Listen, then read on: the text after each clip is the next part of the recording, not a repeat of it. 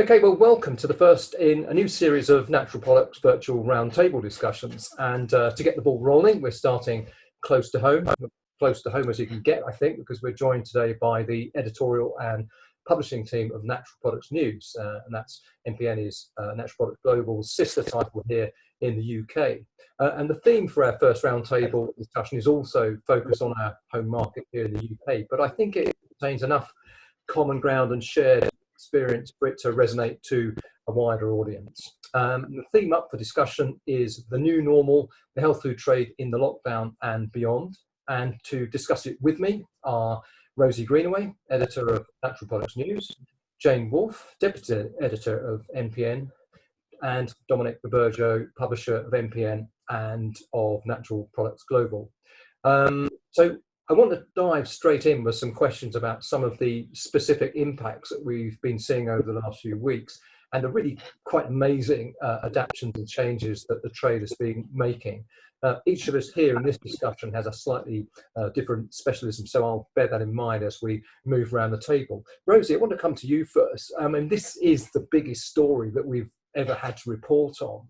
As editor of NPN, how would you describe NPN's approach to covering this very fast evolving situation? It's been interesting, hasn't it, Jim? Because I think all of us have been surprised to find that actually this has ended up being bigger than Brexit even, which was of course the big story of the last couple of years, and particularly 2019. So I would say that it, in all honesty, took us by surprise how massive it's become. I think we were tentative at first, certainly whilst the show was running, Natural and Organic Products Europe, which was of course meant to be in April.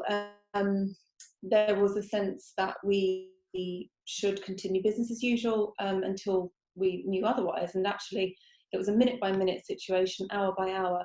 Very quickly, that began to evolve into a situation where we knew that the industry would be very heavily impacted. And so I think we sort of shifted our treatment editorially of it to ensure that we were obviously reporting on it, but to try to highlight the positive news stories where brands are starting to rally and really get behind each other to try to help the public, to try to help each other, and to keep that industry going. And obviously the coronavirus crisis has been and will continue to be enormous for this industry. So I think if we can just continue to focus on those good news stories, whilst obviously reporting on the wider picture where it impacts our industry specifically.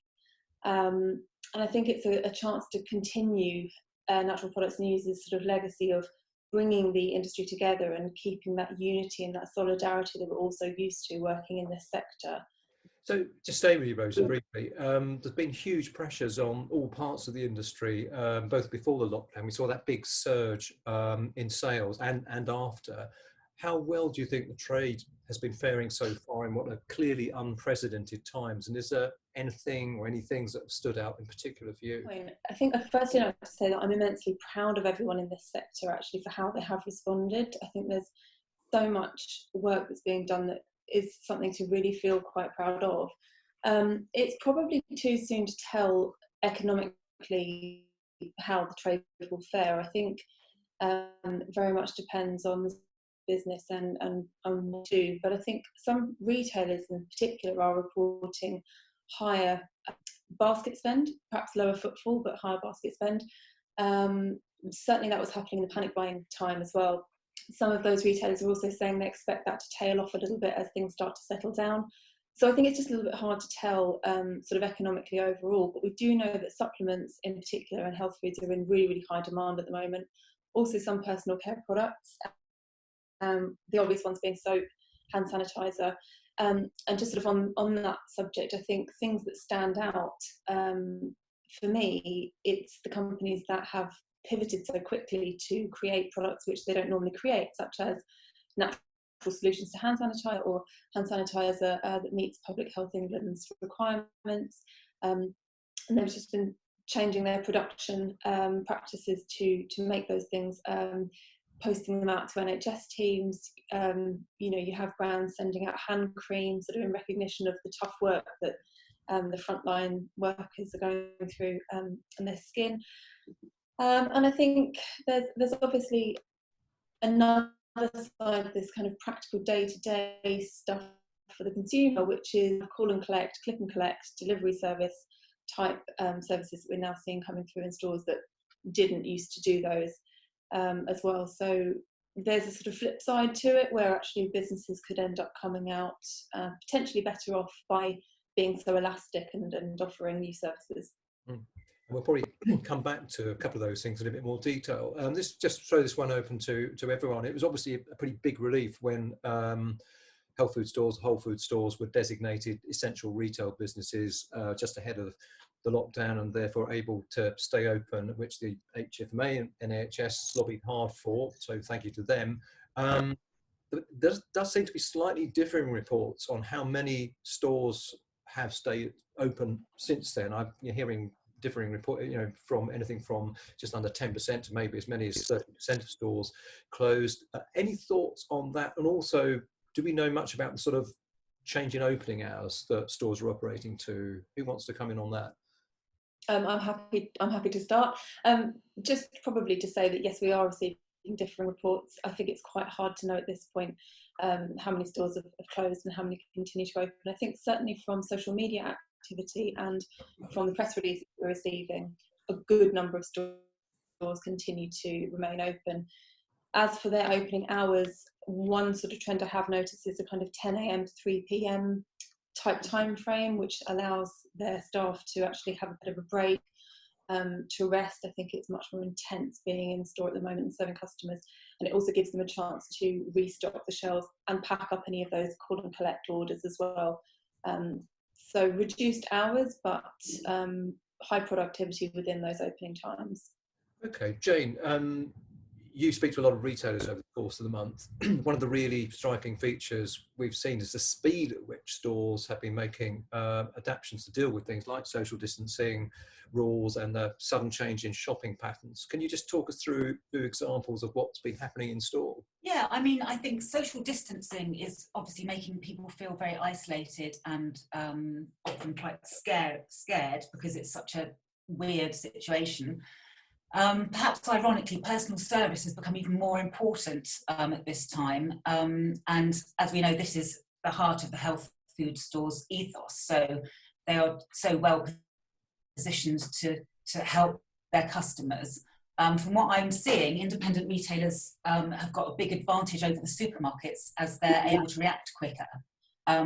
So in this crisis, they're being able to be more flexible and serve their communities by being more inventive.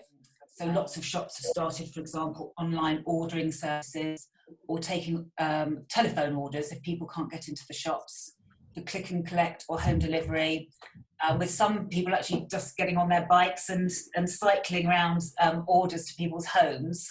The stores that are staying open are ensuring that social distancing measures are in place, and there's a strict rules, whether it be 1 or 2 people at a time going into the store. I think there's a definite sense of community and pulling together that's always been evident in the independent health store sector. But during this really difficult time, it's even more noticeable. And the health stores, this is what they do best. They serve their communities and they're helping them with self-care. And this hopefully will make more people turn to them even when this crisis is over. Okay, and I think we'll come on to that as well. You're all predicting my questions mysteriously, brilliantly. One of the this is a question just for anyone. One of the most successful adaptations, and Rosie, you talked about, we both talked about it, is the wide-scale introduction of home delivery, a much wider scale than we probably would have guessed. I mean, it's an old idea, but it's been literally a lifeline for small independents in the lockdown. Do you think could this be a service that continues to be in demand beyond the lockdown, and alongside things like call and collect or check and collect? Could home delivery become part of a way that health stores thrive in this new normal? Quickie. I think it depends on the size of the store. Some of these health stores are very small, so they've only got 1 or 2 staff members. So that's going to be an added cost for them to employ people to do home deliveries. Plus, there is the sort of eco element to it. Some will, some won't. Dom, you speak regularly with suppliers and brand managers, brand owners. In broad terms, what are you hearing about the supplier perspective on this situation as it's been unfolding? Yeah, well, so from a brand perspective, many of the people that I'm speaking to are selling huge amounts of product. So their challenge is, quite frankly, just keeping up with the demand.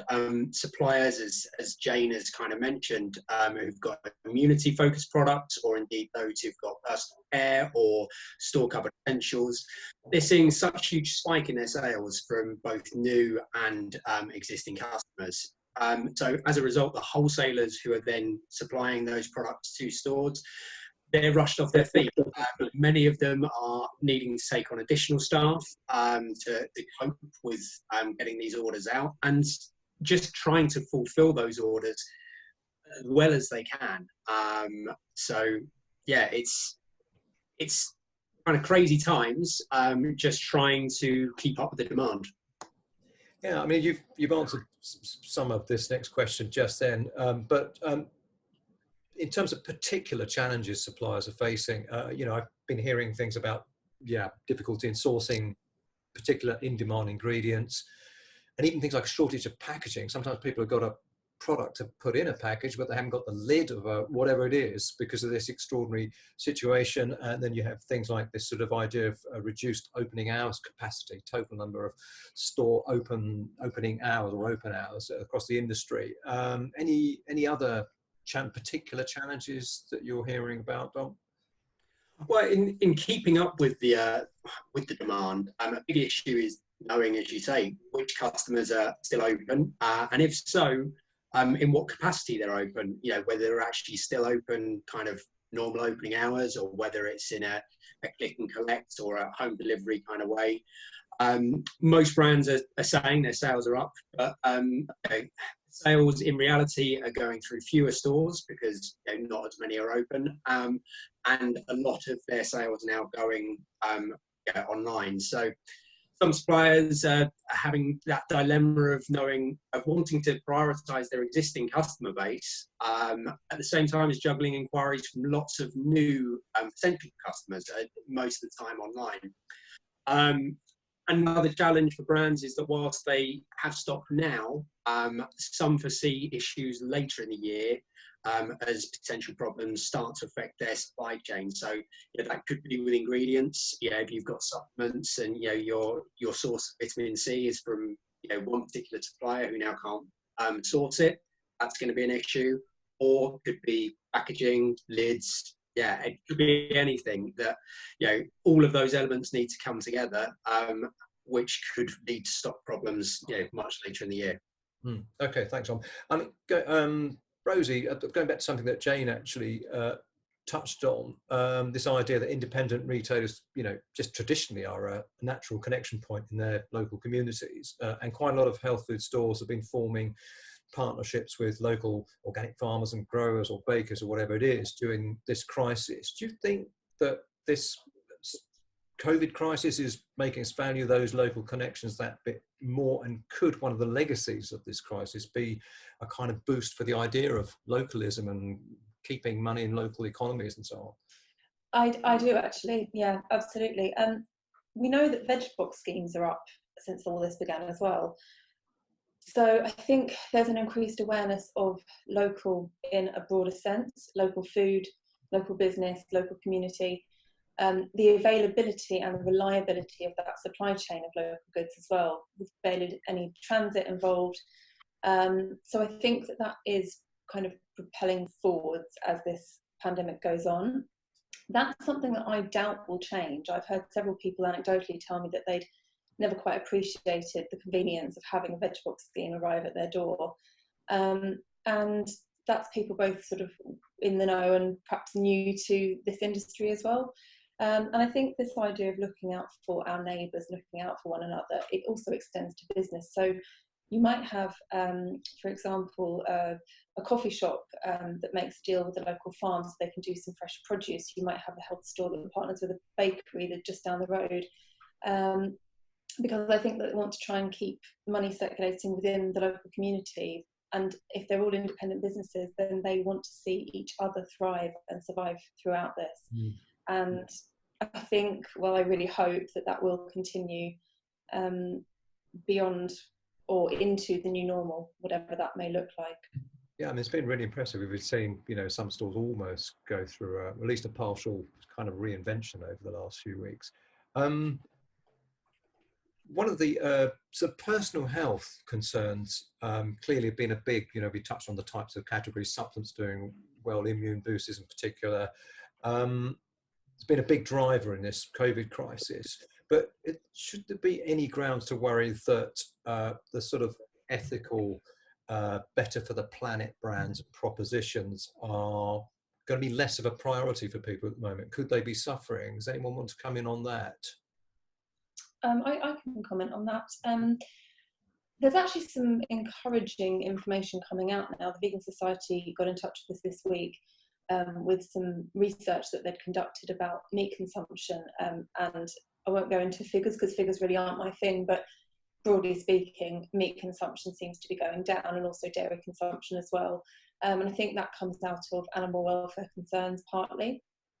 So that's sort of one area that I don't think is going to slow down. The other part to this that I think is worth considering perhaps for the brands is that disinfectant rates are up, the sales of disinfectant. Naturally, people are trying to keep their hands and keep their homes clean. I think there's an opportunity here perhaps for the brands that make naturally based cleaning products to really heighten that message now about the effectiveness of them, because I think that there's probably a bit of a mainstream message about some of the more chemical based brands.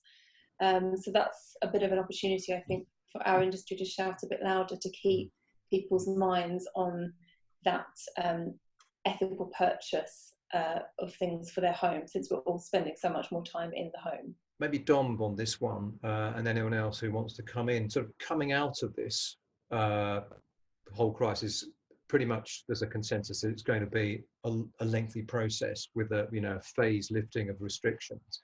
What hopes and expectations do you have for this process? You think how we might come out of this? The increased awareness around self-care and people actually continuing to take more responsibility for their own health, to continue to help ease the burden on the NHS. And then on another side of things, going back to basics, things like cooking from scratch and home baking has seen a real resurgence. And these are some of the foundations that our industry is kind of so good at and is built on. So, with a greater number of people taking an interest in that side of things, it can only be good for our industry. Okay. Anyone else want to come in on that?